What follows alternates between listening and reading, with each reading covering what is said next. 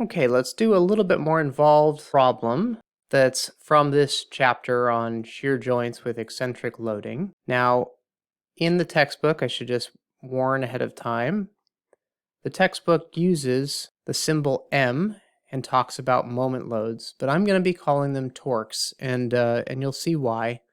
Just as with welds, there's a difference between torque and moment loads, and I think that for the case that Shigley is analyzing here, the case that Shigley has chosen to talk about, it is reasonable to call these torsion loads and distinguish them from what we might call moment loads because of the same sort of conventions for welds and pretty much anything else we're analyzing.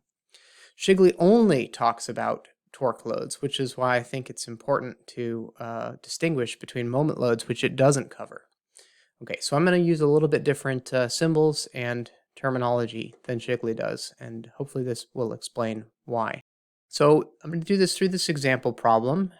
So we've got this, I'm going to call it a dartboard because that's what it looks like, this white dartboard that we're mounting onto this black surface. And we're mounting it with 1, 2, 3, 4, 5, 6 bolts. Now the blue and the pink circles are just supposed to show what radii these bolt patterns are at. So 1, 2, and 3 are at radius R1, and 4, 5, and 6 are at radius R2 from a common point. And this common point also happens to be the center of this dartboard that we're mounting. Now I've done that so that it's very easy to calculate what the centroid is. Now, this makes the problem not really much easier, at least conceptually, it's about the same difficulty.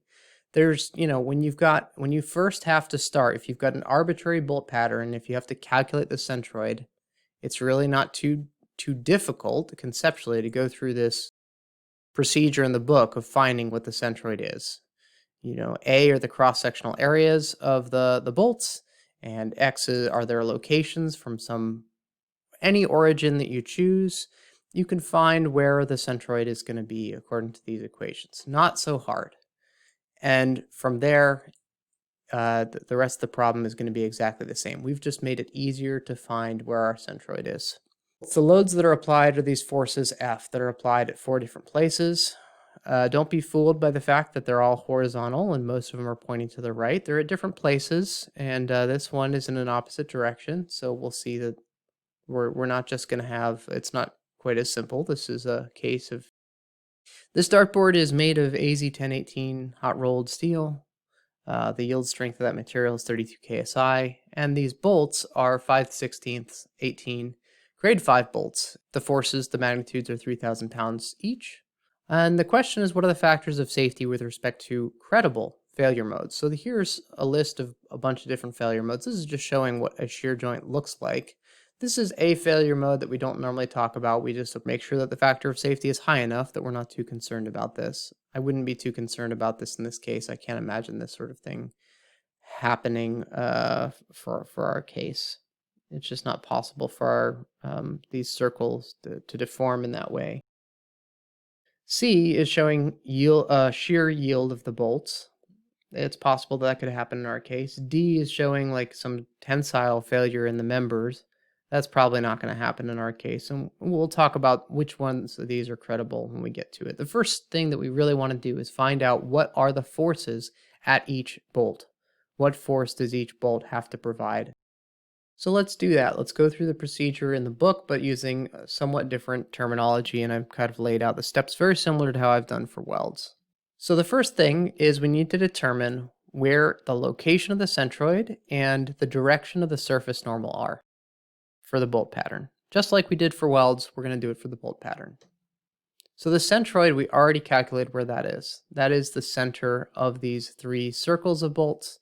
It also happens to be the center of this dartboard, and the direction of the surface normal is right out of the page at us. The next step is to decompose the applied load into reaction force V and moment M at the centroid of the bolts. And for now, I'm calling it a moment M. And we'll determine later whether we want to call that T instead of M, because a torque is just a moment in a particular direction. But the moment is the more general term, so we're going to call it M for now. So equivalently, what reaction force and moment about the centroid would the bolts have to transmit for there to be static equilibrium? Let's think about this force pattern here. This is the centroid of the bolt pattern. It also happens to be the center of the forces, but it's more importantly the centroid of the bolt pattern. And we want to say what forces are these and moment are these bolts going to have to produce here in order to counteract all these? What reaction force?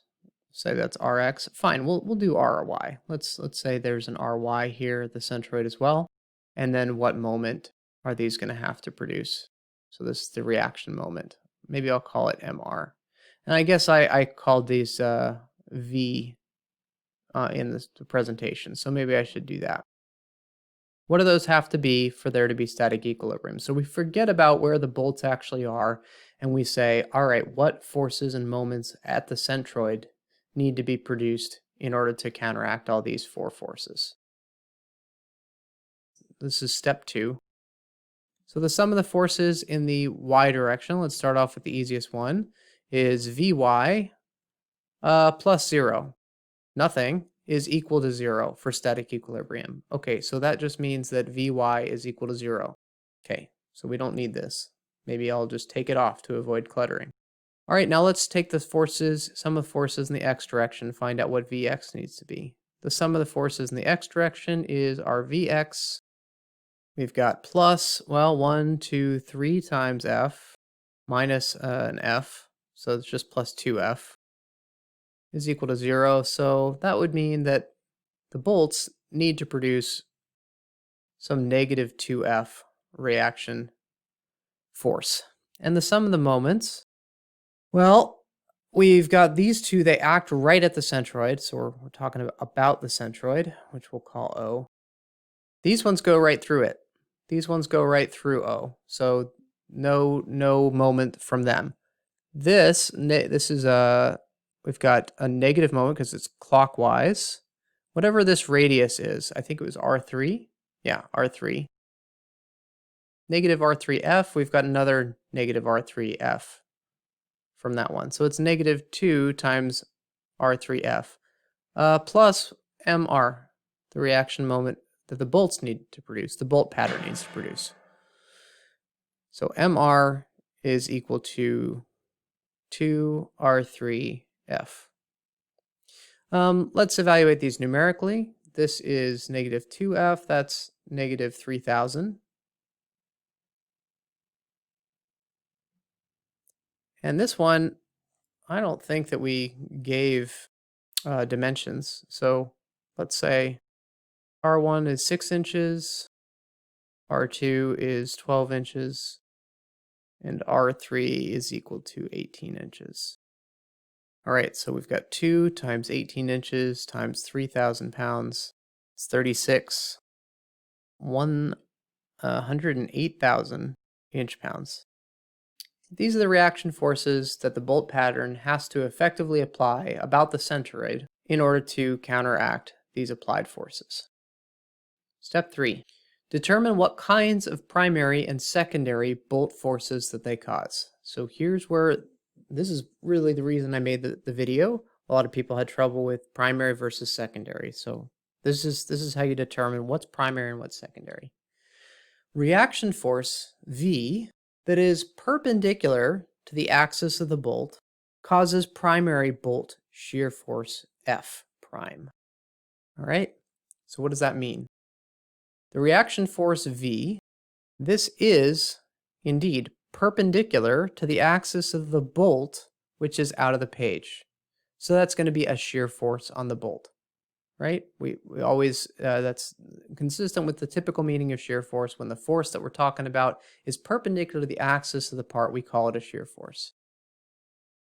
So actually, we already know we are going to have shear force F prime in our bolts.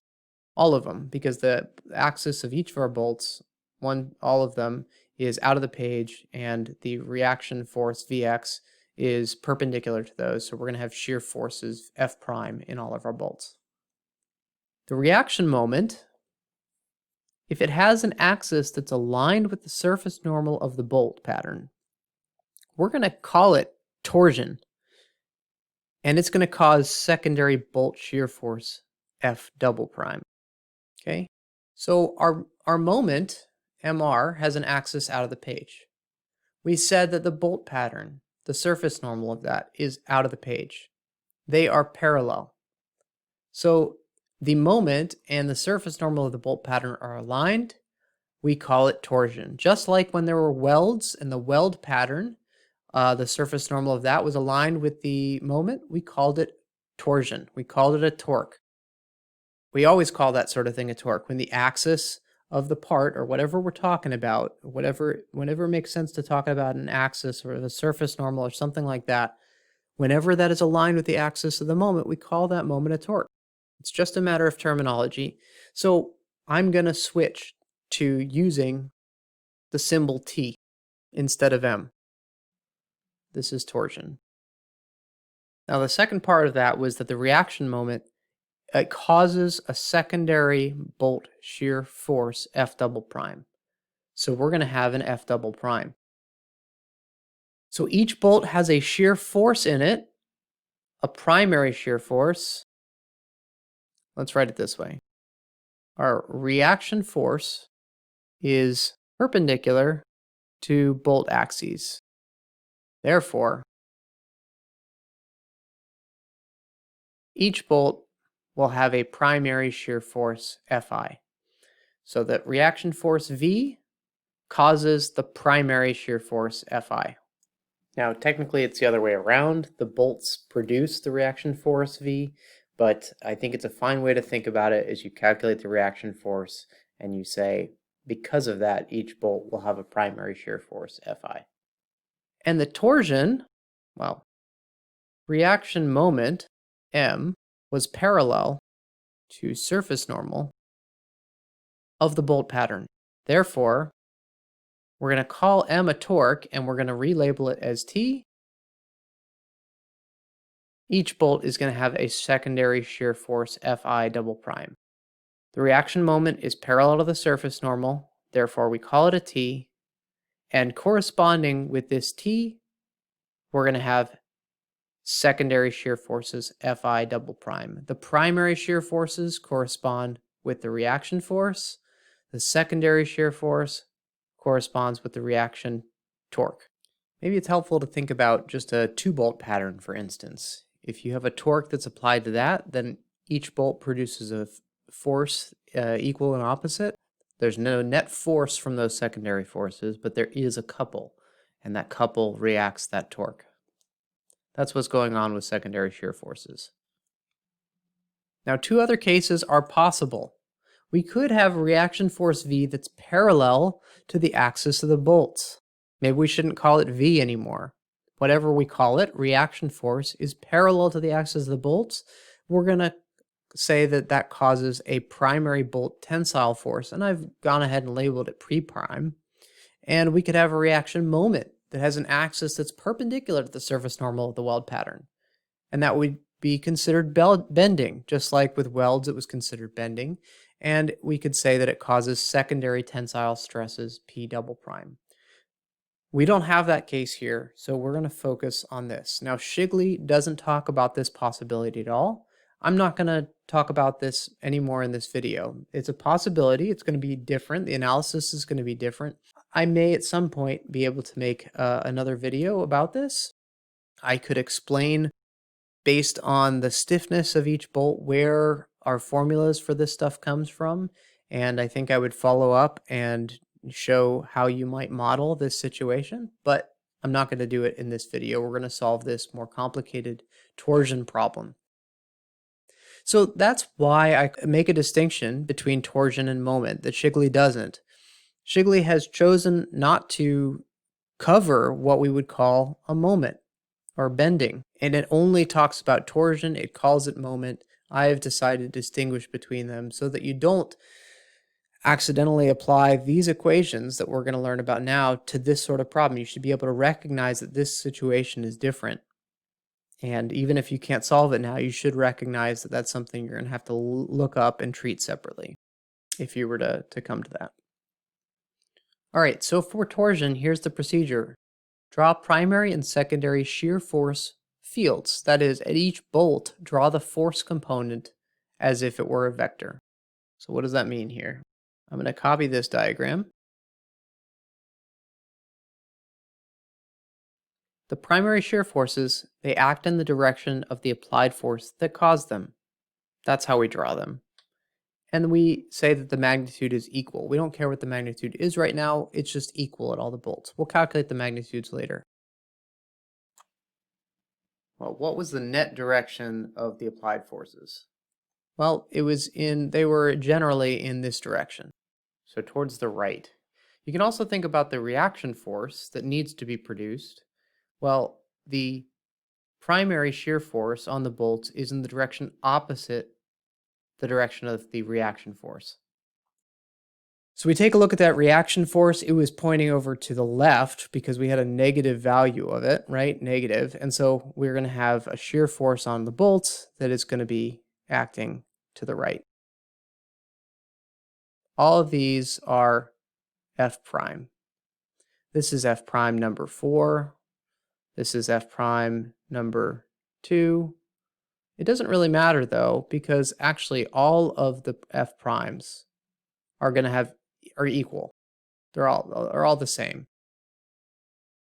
We also have secondary shear forces. They act in the direction that we really would expect based on all of our experience with torsion so far.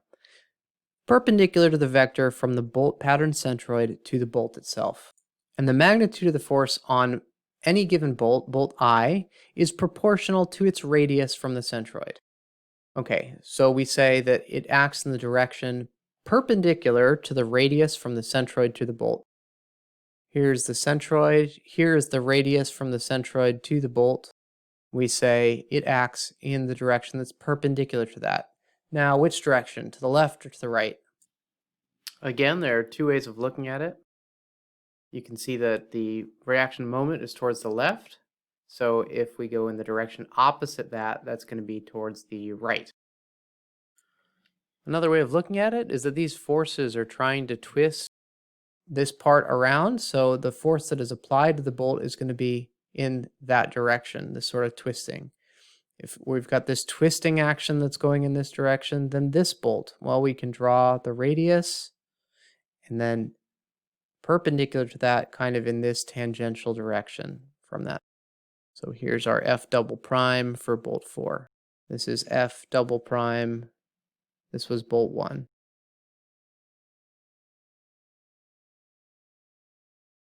Okay, I think we've got them all now. They're just acting tangential to that circle. So in this case, our Fi double primes, they all have magnitudes that's proportional to the radius from the centroid. Determine the critical point or bolt. Where will the components, which of these bolts will the components sum in a vector sense to the highest magnitude? And some tips for looking for that point. Look at the places where the secondary shear force magnitudes are the highest. And also look for places where the secondary shear force directions align with the primary shear force. And if you can't choose just one point, then analyze all of them. You can calculate you're going to add them as vectors ultimately, so just do it for every point. That's one way if you really can't choose. I think I'm going to have multiple candidates here, right? Because for instance, I can tell that this point is more likely to have it's going to have a higher force than this one, right? Because we've got a primary and a secondary. They're perfectly aligned. They're going to add perfectly. Whereas these ones are kind of almost anti-aligned. There's components of them that are in opposite directions. They're partially canceling each other out. So as far as the inner bolt circle is concerned, I think that this is one critical point. One bolt that I'm concerned with. Step 5, bolt 1 is maybe one place where they're going to add. As far as the outer bolt circle is concerned, I think that I would choose 4 instead of 5 or 6, because here they're perpendicular. I think that they're most aligned here. They're going to add most here. So bolt 4 is also something that we would want to analyze. I'm not sure a priori, off the top of my head, which one of these two bolts is going to fail first, is going to experience higher loads. Because this one, they're not aligned as well, but they're at a larger radius. So I know that the F double prime on this one is of greater magnitude, but it's not aligned as well with the F prime. Okay, so bolt 1 and bolt 4 are candidates. I'm going to start with the analysis of bolt 4. The next step is to determine the magnitudes of the primary and secondary shear forces on the chosen bolt, bolt 4 in our case. So in our case, the primary shear force, because all of the bolts are of the same size, it's easy to calculate the magnitude. It's just that reaction shear force V divided by the number of bolts, N. And we have a secondary shear force, Fi double prime, that's given by this formula. And we'll interpret it in the context of our problem in just a second. Our primary shear force, so F4 prime, that's not Fy, it's F4. F4 prime V over N. What was our shear force V? Negative 6,000 pounds, because it was twice 3,000.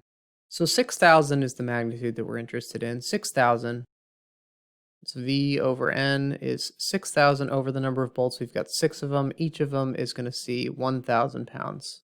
So each of these yellow primary shear forces that are needed to produce the reaction force is going to be 1,000 pounds. Now, the secondary shear forces that are needed to produce the reaction moment or torque are given by this formula. Whatever our torque is times the radius of the bolt that we're analyzing. In this case, we're analyzing bolt 4. So let I be 4. And then we're going to sum over all the other bolts. I'm going to use an index J from 1 to the number of bolts that we have. Rj squared. Okay, in our case, what is our torque? Our torque, well, we called it Mr before, but it's a torque. We'll call it T now. 108,000 inch-pounds times the radius of bolt 4. Radius of bolt 4, this was 12 inches away. R2 was 12 inches.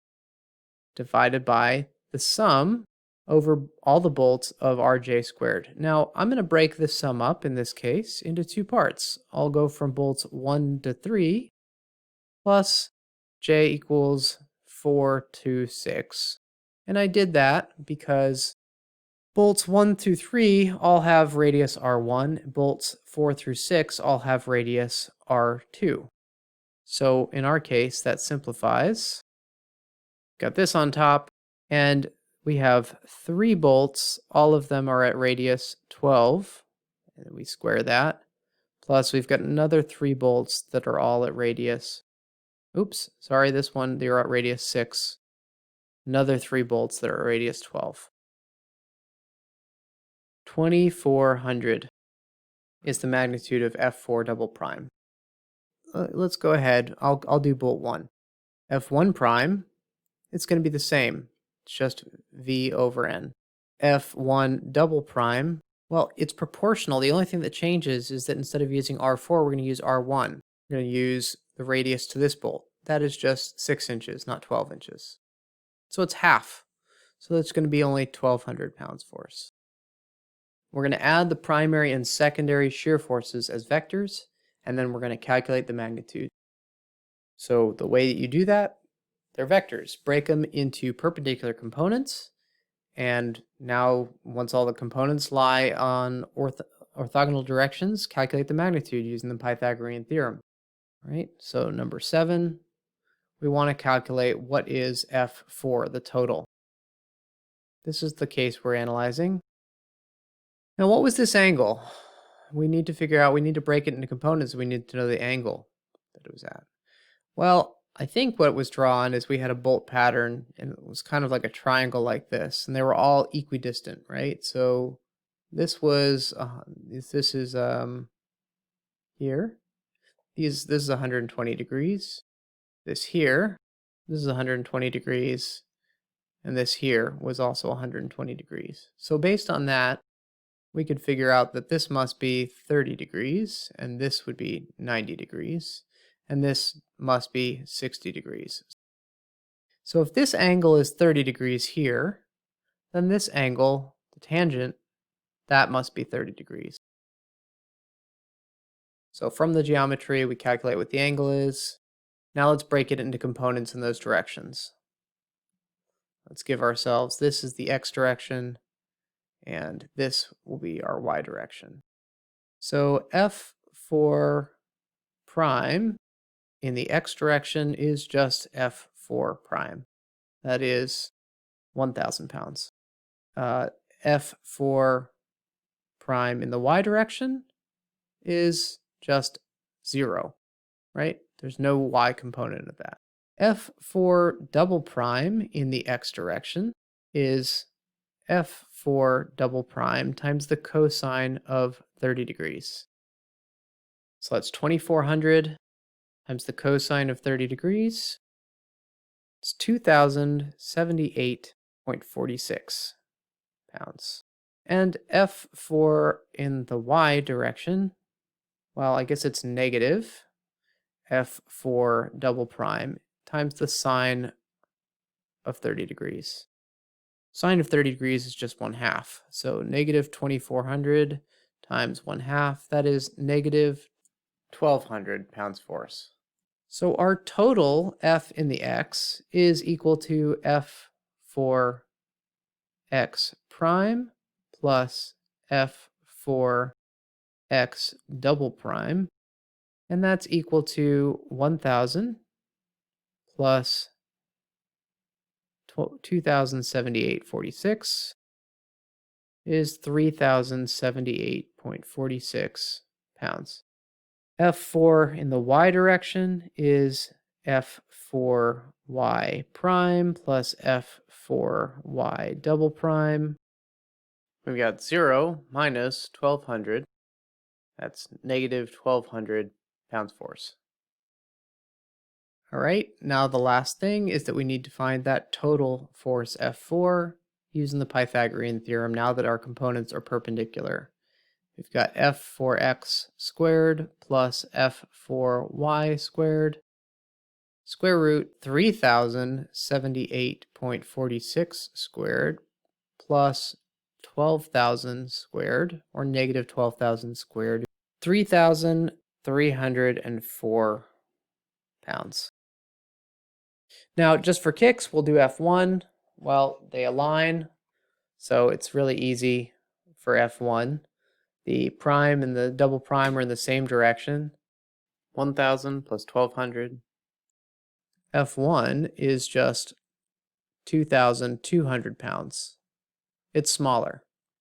So given that everything else seems equal, about other areas of distances from the edge, etc., I don't think that this is going to be a problem. I'm no longer concerned about bolt 1. I'm only concerned about bolt 4. So we'll continue the analysis with just that. Then we use that force to consider the various failure modes. We could shear the bolt. We could look at the bearing stress on the bolt. We could look at the bearing stress on the members. We could look at tear out of the members and other failures of the members, like a tensile failure, some sort of bending moment failure, etc. So that brings us back to this diagram. What are our credible failure modes? Is B going to happen? Can we have anything that looks like that? I don't think so. It's maybe difficult to, wrap our heads around. It's difficult to draw a diagram that's better than this, but can this sort of bit? The real question we need to ask ourselves is, can these parts bend like it's shown? And I don't think so. We've got these big discs. I don't think that's going to happen. So I don't think that's a credible failure mode. Can the bolt shear? I think so. That's something we always need to check. Check C. We're going to want to check that. Can our part fail, so the members fail in some sort of, tensile yield or something like that? So failure of the members, considering the fact that there's bolts. Even if we've got these 6 bolts, I just don't see let's draw what this would look like. Okay, without these circles, this is what our part looks like. We know that we had some sort of tension force like this. Yeah. I don't see this thing failing like that on that plane. This is a really large part. I don't think that's a credible scenario. So we're not really interested in D. We can say B, we can cross that out. D, we can cross that out. E, bearing, yeah, we should check that. F, are any of our bolts close to the edge? No, there's not going to be tear out. And G, no F or G. Don't think that those are going to happen. We're going to analyze C and E. So C is shear of the bolts. Let's look at shear of the bolts. Well, we want a safety factor with respect to shear of the bolts. So how do we define safety factor? N times sigma prime is equal to Sy. What is our N? Remember that this means that our safety factor is 0.577 times Sy over our shear stress in the bolt. We've derived that several times. Because here we're talking about a shear failure of the bolt. So this is appropriate. So 0.577 times the yield strength of our bolt. Our bolt's yield strength rated 5. The yield strength is 92 KSI. SP, that's 85 KSI for a grade 5 bolt. SY is 92 KSI. We're talking about shear, so we look at the yield strength is what we're interested in. So 92 over tau. Well, what's tau in our bolt? Tau is F4 divided by the area of our bolt. Now, what's the area of our bolt? We should probably, assuming this was well designed, the threads are not going to be in the shear plane, so we can use the full diameter of the bolt. So AD is pi d, the outer diameter of the bolt, squared over 4. So pi times 5/16 squared divided by 4. 0.0767 inches squared. Okay, F4 was 3,304. 0.0767. 4,378, or the stress in this bolt is 4,378.46. Okay, 0.577 times 92 is 53 KSI. We're going to divide by 43,078. Got a safety factor of 1.23. Not terribly high, but we do have a safety factor that's greater than 1 there. All right, now let's take a look at the other safety factor that we're interested in. This was failure mode C that we're talking about. We also needed to look at E, bearing. We've got a bolt with its outer diameter that's bearing on a hole with its diameter D. And we're talking about bearing stress. We're talking about contact between these two. Now, these two are circular, but we're going to pretend we're going to just use the projected area. That's all I'm going to say about it. Projected area, which is assume that they contact at something that is the diameter of the bolt and however long the hole is. So the area that we're talking about is just whatever the thickness of the part is times the diameter of the bolt. Because if we look at it from the other cross section, so let's look at it from the side. Here's here's what we do. We'd have the hole. Here's what it looks like. We're now looking at it from this side. We've got the bolt that's inside it. It's kind of in contact on this area here. So the thickness is whatever, this dimension is, however long the contact is. And it's usually the thickness of the part that we're talking about, where this here is the diameter of the bolt, not the hole. Not the hole. We're using the diameter of the bolt. That limits the contact area. I don't think I said how thick the plate was, but let's say that the plate is 1/2 inch thick. So this will be 1/2 inch. This is 5/16. The area is 0.15625 inches squared. What do we have? Do we have a normal force or a shear force? Well, the direction of the force is being applied in the same direction as the forces that we're talking about. We're saying the force between them is in the same direction as the surface normal that we're interested in. So we've got a normal force, sigma. And that is whatever F4 is, the sigma on the bolt or the hole is F4 over the area that we're talking about. Got a stress of 21,146 psi. What's the safety factor? It is the yield strength of whichever material is weaker. Well, you can analyze them separately, but I'm just going to calculate one safety factor, whichever the smaller of the two is. So in this case, it's the smaller of, 92 for the bolt, and what was it? 32 for the hole, divided by that divided by sigma on the bolt. So it's 32 divided by 21,146. Guess this was in KSI. We have a safety factor of 1.51, and this is on the hole. We don't even need to calculate on the bolt because it's going to be bigger than that. Now, if you had your threads in the shear plane, then Shigley doesn't give really any recommendations for calculating the stresses on the threads. That's probably not a good idea. You're probably going to damage your bolt. If this contact area, if these, let's say these green marks are the threads of the bolt, that's probably not a good idea. That's going to actually significantly reduce your contact area. It's going to be a small fraction of the thickness, this distance times this diameter, because it's only contacting at the crest of the threads. So let's assume that we've got the smooth outer diameter of the shank that's in contact here. Sometimes it's kind of unavoidable, and to be honest, the worst that's going to happen is your bolt threads are going to deform. Is that a failure mode that we're terribly concerned about? Do we care if it bites into the hole? Probably not. Unless you're going to apply this load, disassemble it, and want to put it back together again, it's probably never going to affect the function of your part. Another thing you could do is to try to make sure that your bolts are preloaded enough so that there is enough friction between the members so that no sliding can happen. Bolt starts out in the center of the hole, then there's no shifting that can happen. The friction holds everything in place, so this can't bear up against the wall there.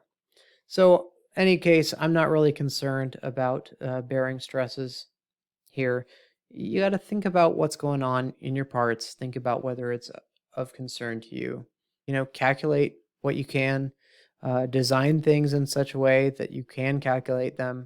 Yeah, you can't for this sort of thing, you can't just rely on knowing the equations and being able to plug and chug. You need to think through what's going on when you're thinking through these failure modes and what's of concern to you. So hopefully this was a good example of a more involved analysis for the bolts. If you had trouble figuring out what is a primary and what is a secondary shear force on these bolts, just know that the primary comes from the reaction force. The secondary comes from the reaction torque that's needed. I hope this also explained why I use the symbol T. It's because in this case, the reaction moment that's needed is in the same direction as a line. The direction of that is out of the page. It's in the same direction as the surface normal of the bolt pattern, which for the case of welds, we called it torsion. For the case of a bar, okay, it's fixed over here. If we've got a moment that's acting like this, well, that's in the axis, the same direction as the axis. What do we call this moment? We call it a torque. We could have moments that are in perpendicular directions. We call them moments, but we call this one a torque because it's along the same axis. Same sort of thing here. The axis that we're considering is perpendicular to the face of the bolt pattern, and it's in the same direction as the moment load that we have, so we call it a torque. We make that distinction. It also has a functional reason for doing that is because it puts the bolts in shear as opposed to in tension. If we had a bending moment, if we had some loads that were out of this plane, right, then we would have some additional tensile loads in the bolts. But in this case, because this moment load is in the same direction as the bolt pattern surface normal, we just have shears in the bolts.